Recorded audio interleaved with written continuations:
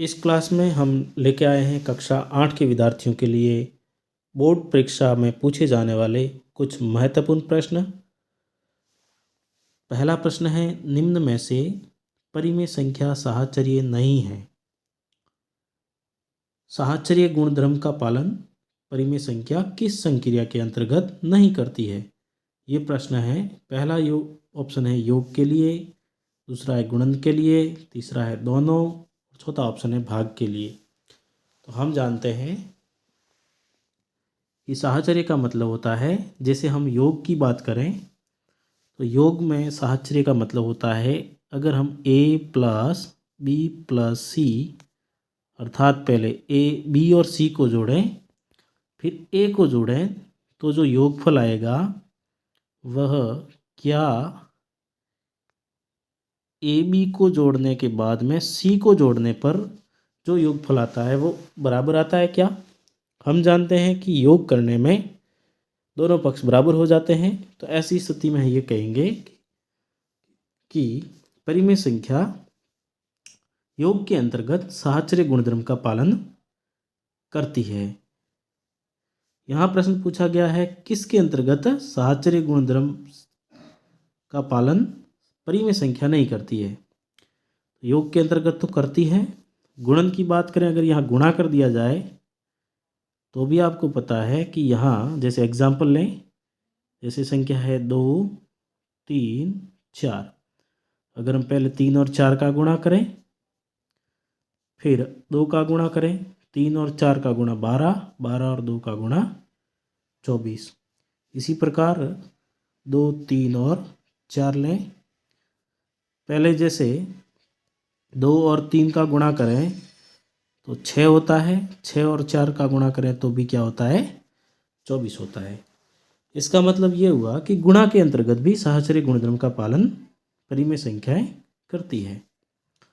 तो यहाँ ऑप्शन है वो चौथा राइट हो जाएगा।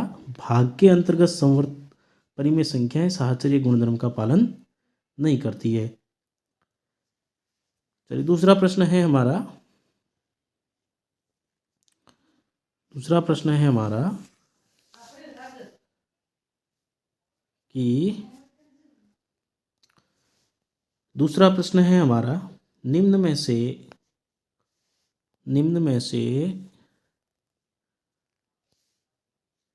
कौन सा एक चर वाला रैखिक समीकरण नहीं है?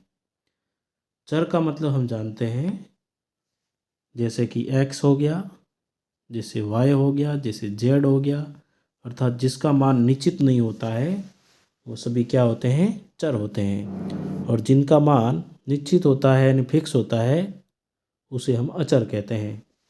तो यहाँ बोला गया है कि कौन से समीकरण में रैखिक समीकरण मतलब चर की घात 1 है, एक चर वाला है।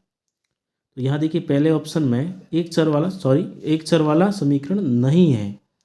पहले ऑप्शन में देखिए, पहले ऑप्शन में z दे रखा है, एक चर है x। दूसरे ऑप्शन में दो चर दे रखे हैं, x है और y। तीसरे ऑप्शन में x एक चर है, चौथे ऑप्शन में y एक चर है। कौन से ऑप्शन में एक चर नहीं है? दूसरे ऑप्शन में नहीं है। तो यहाँ वह सही उत्तर हो जाएगा। तीसरा है चतुर्भुज के आमने सामने के बिंदुओं को मिलाने वाली रेखा को कहते हैं। जैसे ये चतुर्भुज है, इसके आमने सामने जैसे ये ए बिंदु, बी बिंदु, सी बिंदु और डी बिंदु है। ए का सामने बिंदु है सी और बी का सामने वाला बिंदु है डी, और इसे हम क्या कहते हैं? विकर्ण कहते हैं। क्या कहते हैं? विकर्ण कहते हैं। तो पहला ऑप्शन सही हो जाएगा। इस तरह से चौथा प्रश्न दे रखा है कि 14,400 के वर्गमूल में अंकों की संख्या होगी। इसमें अंकों की संख्या कितनी होगी? आपसे पूछा जा रहा है 14,400 का वर्गमूल। जैसे 14,400 का वर्गमूल 144 गुणा 100 लिख सकते हैं, और 144 का वर्ग होता है 12 और 100 का होता है 10, अर्थात इसका वर्गमूल करने पर क्या आएगा, 120 आएगा। और 120 में कितने अंक है, 3 अंक है। तो कौन सा ऑप्शन राइट हो जाएगा, पहला ऑप्शन राइट हो जाएगा। अब हम चलते हैं नेक्स्ट प्रश्न पे। अगला हमारा प्रश्न है 1728 के घनमूल में सॉरी 1728 के घनमूल में इकाई का अंक होगा। तो इसमें इकाई का अंक क्या होगा,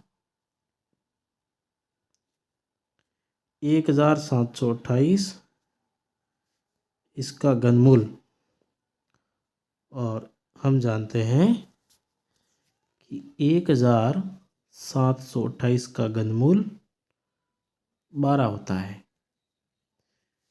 यानी कि 12 का अगर घन करते हैं अर्थात 12 गुणा 12 करते हैं तब 1728 आता है। तो 1728 का घनमूल होता है 12, 12 का इकाई का अंक क्या होता है, 2। इसी प्रकार छठा प्रश्न है अंकित मूल्य पर दी गई छूट क्या कहलाती है, बट्टा कहलाती है। सातवां प्रश्न है 3x x प्लस y का गुणनफल होगा, यानी इनका गुणा करें तो क्या होगा। जैसे यहाँ लिखा है 3x x प्लस वाई, और आप जानते हैं 3x और x का गुणा होगा तो आएगा 3x स्क्वायर, प्लस 3x और y का गुणा होगा तो 3x और y होगा। देखो यहाँ चर का गुणा होकर घात जुड़ जाती हैं, इस कारण ये आता है। तो ऐसा ऑप्शन किस ऑप्शन में है, ऐसा आपके 3x square plus 3xy option 1 में है। तो पहला ऑप्शन हमारा राइट हो जाएगा। अगला प्रश्न है 2 गुणा 4 की घात 2 का सरल रूप है। इसका सरल रूप क्या है, आपने घात और घातांक नियम में ये पढ़ा था कि अगर हमारे पास a और b कोई संख्या है उनका गुणा कर रहे हैं जिसकी घात m है, तो उसे हम a की घात m गुणा b की घात m लिख सकते हैं। तो ऐसा कौन से ऑप्शन में है, 2 की घात 2 हो जाएगी, 4 की घात भी 2 हो जाएगी, तो ऐसा पहले ऑप्शन में है। अगला प्रश्न है हमारे पास, अब हमारा प्रश्न है परिमेय संख्याओं के लिए गुणात्मक तत्समक हैं। गुणा के लिए जैसे आपने देखा था कि योग के लिए तत्समक क्या होता है, मतलब जैसे मान लीजिए 5 है तो 5 को अगर इसके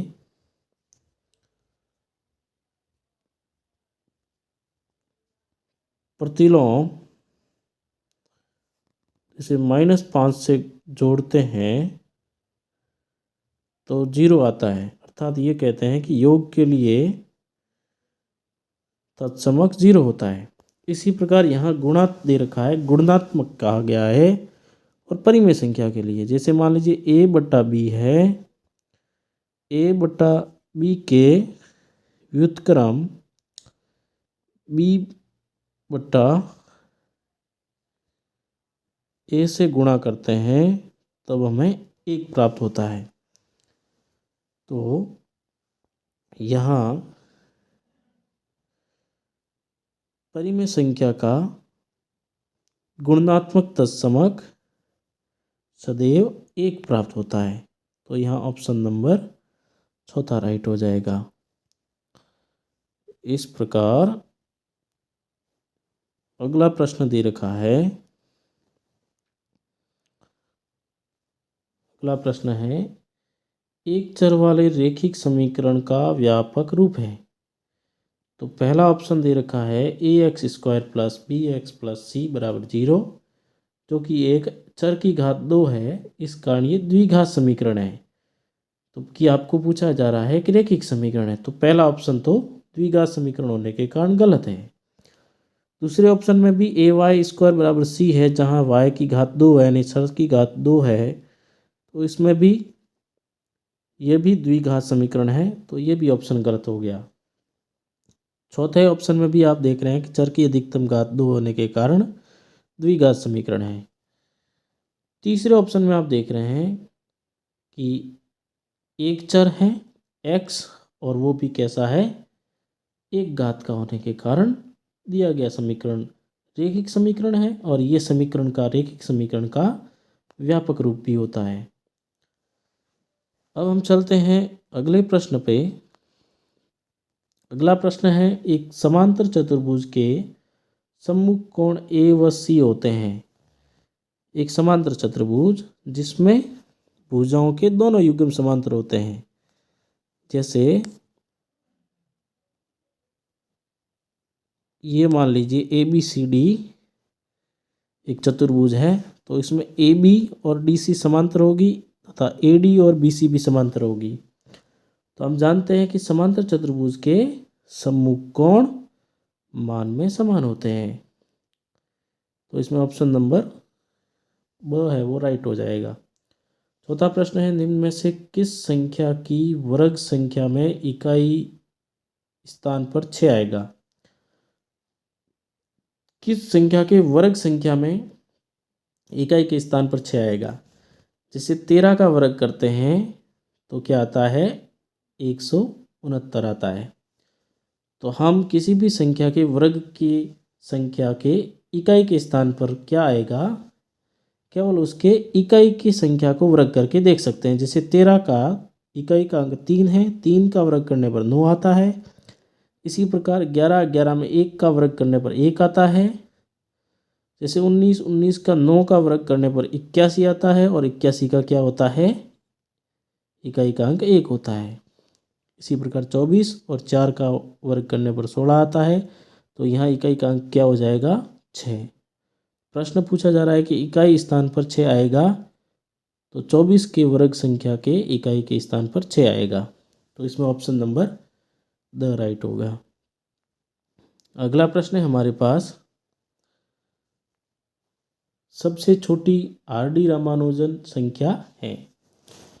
तो रामानुजन संख्या उसे कहते हैं जिसे हम दो तरीके से दो संख्याओं के घन के योगफल के रूप में लिख सकते हैं। जैसे कि यहाँ सबसे छोटी ऐसी संख्या वो 1729 है। इसे हम हार्डी रामानुजन संख्या भी कहते हैं, क्योंकि 1729 को हम 1 का घन प्लस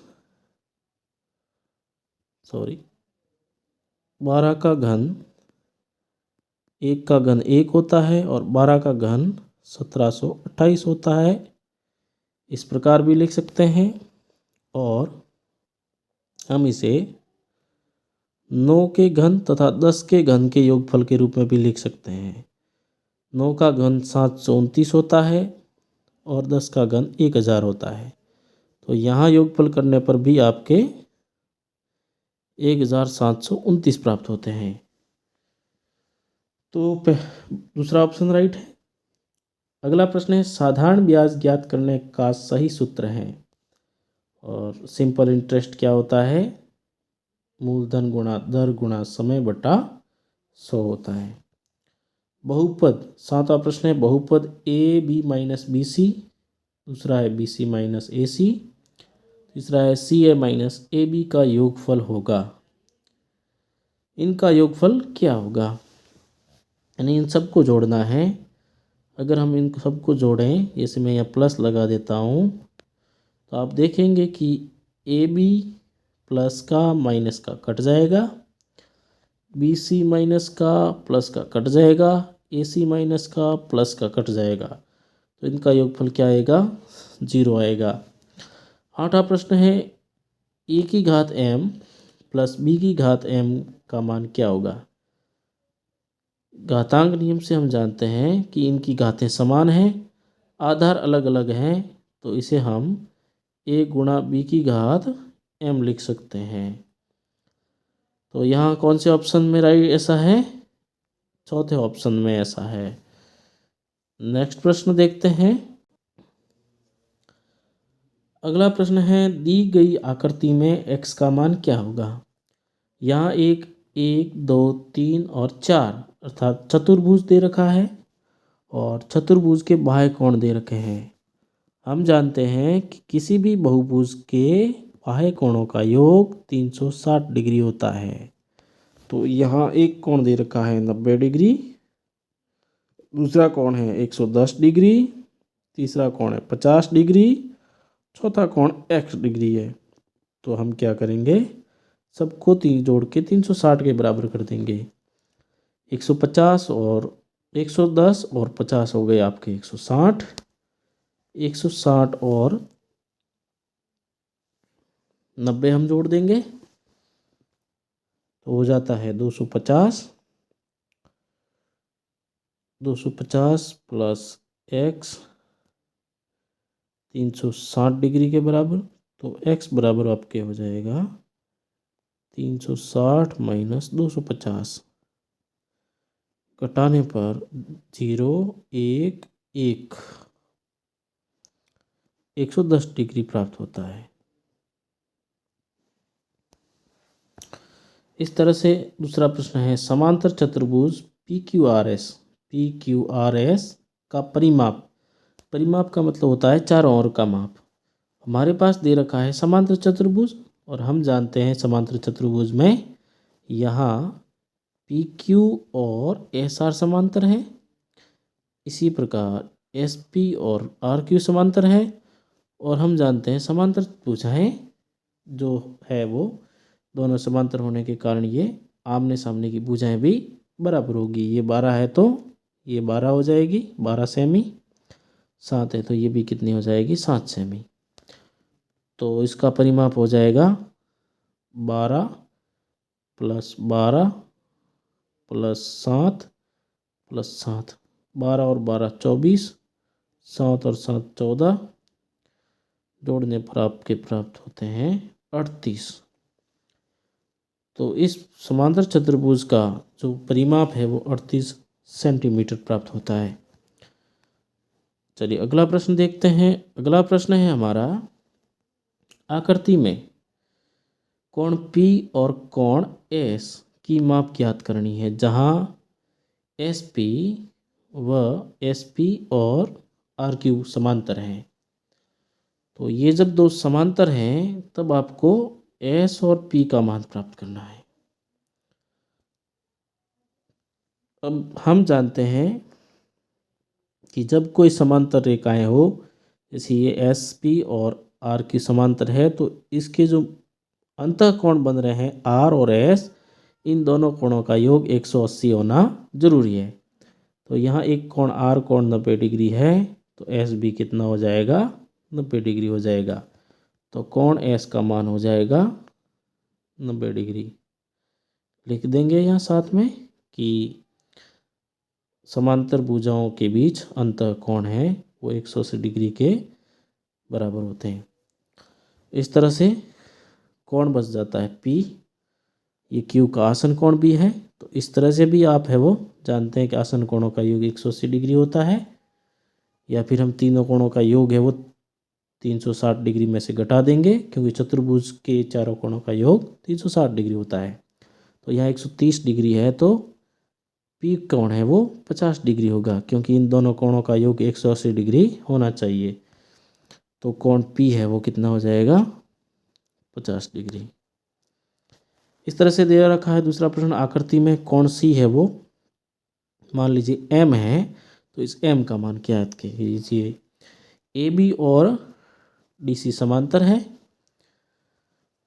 अभी हमने कहा था कि अगर कोई समांतर रेखा है दो और उनको एक तिर्यक रेखा ये जैसे BC काट रही है, तो इसके जो अंतःकोण है इनका योगफल 180 डिग्री होना जरूरी है। अगर 180 डिग्री है तभी ये समांतर हो सकती है। तो यहाँ कोण MN अर्थात C कोण तथा 120 डिग्री का योगफल 180 के बराबर होगा। तो M बराबर हो जाएगा 180 डिग्री माइनस 120 डिग्री घटाने पर प्राप्त होता है 60 डिग्री। इस तरह से इस प्रश्न को हल कर देते हैं। अगला प्रश्न है ग्राफ से, जो कि पूरे 8 नंबर का प्रश्न है। प्रश्न दे रखा है, एक डाकिया किसी नगर के पास ही स्थित एक उपनगर में एक व्यापारी को पार्सल पहुंचाने के लिए साइकिल पर जाता है। विभिन्न समय पर नगर से उनकी दूरियां निम्न आलेख द्वारा दर्शाई गई हैं। एक ग्राफ बनाया गया है। ये 8 बजे डाकिया शुरू होता है और 12 बजे यानी कि ये 11:30 बजे तक चलता है। तो आपसे प्रश्न दे रखे हैं पहला, एक्स अक्ष पर समय दर्शाने के लिए क्या पैमाना प्रयोग किया गया है। यानी एक्स अक्ष का पैमाना बताना है आपको। देखिए 1 2 3 4 वर्ग के बीच में 1 घंटा हो रहा है, तो इसका पैमाना हो गया एक्स अक्ष बराबर 1 वर्ग बराबर 4 वर्ग बराबर 1 घंटा। 4 वर्ग बराबर 1 घंटा हो जाता है। इस तरह से 4 और वर्ग बराबर 1 घंटा और हो गया। इस तरह से एक्स अक्ष का जो पैमाना है वो 4 वर्ग है, वो 1 घंटे के बराबर माने गए हैं। तो इस पहले का उत्तर हो जाएगा एक्स अक्ष बराबर 4 वर्ग बराबर 1 घंटा। दूसरा प्रश्न है, उसने पूरी यात्रा के लिए कितना समय लिया। तो देखिए 8 बजे है डाकिया चला है साइकिल लेके, मान लीजिए ए नगर से बी नगर पहुंचता है। 8 बजे से ये बी है वो देखो 11 और 12 के बीच में 4 वर्ग है और 2 वर्ग के बाद में यहाँ तक है। इसका मतलब 11:30 तक चला है। तो देखिए 1 घंटा, 2 घंटा, 3 घंटा और 3.5 घंटे। तो डाकिया है पूरी यात्रा है वो अपनी 3.5 घंटे में तय करता है। इस तरह से तीसरा प्रश्न है, व्यापारी के स्थान की नगर से कितनी दूरी है। तो दूरी यहाँ दे रखी है वाई अक्ष में। तो व्यापारी है वो 0 किलोमीटर से चलता है और 22 किलोमीटर तक जाता है। देखिए यहाँ 22 किलोमीटर पहुँच जाता है। तो जो व्यापारी का स्थान है 0 पे, उससे उसका जो नगर है पार्सल पहुँचाने वाला, वो 22 किलोमीटर दूर है। कितना है? 22 किलोमीटर। इस तरह से चौथा प्रश्न है, क्या डाकिया रास्ते में कहीं रुका, विवरण दीजिए। तो यहाँ आप देख रहे हैं कि जो ग्राफ है वह एक समय बराबर रहा है 10 और 10:30 के बीच में। मतलब जो डाकिया है वो 10 से 10:30 बजे एक ही स्थान पर था, उसने साइकिल पे दूरी तय नहीं की। तो हाँ, डाकिया रास्ते में रुका था और रुका था वह 10 बजे से 10:30 बजे के बीच वह रुका हुआ था। इस तरह से ग्राफ से संबंधित प्रश्न। अब हमारे पास प्रश्न है, निम्न आलेख किसी सप्ताह के प्रत्येक दिन के लिए पूर्वानुमानित तापमान तथा वास्तविक तापमान दर्शाता है। डैश डैश जो ग्राफ है वो पूर्वानुमानित है, जबकि जो गहरी लाइन है वह वास्तविक तापमान को दर्शाया गया है। प्रश्न पहला है कि किस दिन पूर्वानुमानित तापमान तथा वास्तविक तापमान समान था। तो आप देख रहे हैं कि दोनों का ग्राफ मंगलवार को, शुक्रवार को और रविवार को समान है। तो पूर्वानुमानित व वास्तविक तापमान मंगलवार को और शुक्रवार को और रविवार को समान रहा, पहले बताया गया, और वास्तविक दोनों समान तापमान रहे। दूसरा प्रश्न है, सप्ताह में पूर्वानुमानित अधिकतम तापमान क्या था। तो डैश डैश वाला ग्राफ है उसमें अधिकतम तापमान 35 डिग्री है। तो पूर्वानुमानित अधिकतम तापमान 35 डिग्री रहा। सप्ताह में वास्तविक न्यूनतम तापमान क्या था? पूरे सप्ताह में वास्तविक जो न्यूनतम तापमान है वह बृहस्पतिवार और शुक्रवार के बीच रहा, समान रहा। तो यहाँ पर हमारा उत्तर आ जाएगा वास्तविक जो न्यूनतम तापमान है वह बृहस्पतिवार को रहा। चौथा प्रश्न है, किस दिन वास्तविक तापमान व पूर्वानुमानित तापमान में सर्वाधिक अंतर था? यानी कि पहले बताए गए तापमान और वास्तविक तापमान में बहुत ज़्यादा अंतर था। तो यहाँ देख रहे हैं, अंतर की बात करें तो यहाँ बहुत कम है। यहाँ आप देख रहे हैं 30 और 25 मतलब 5 डिग्री का है। यहाँ देख रहे हैं 20 और 25 के बीच में है, और यहाँ देख रहे हैं 15। तो यहाँ बहुत ज़्यादा अंतर रहा है। मतलब आपके बृहस्पतिवार को वास्तविक तापमान और पूर्वानुमानित तापमान में ज़्यादा अंतर था। हमारा ये तीसरा प्रश्न एक बार वापस देखते हैं। सप्ताह में वास्तविक न्यूनतम तापमान क्या था? तापमान पूछा गया है। तो यहाँ पे बृहस्पतिवार को न्यूनतम तापमान था 15 डिग्री। तो इसका उत्तर आपका 15 डिग्री आएगा। इस तरह हम इन प्रश्नों को हल करते हैं।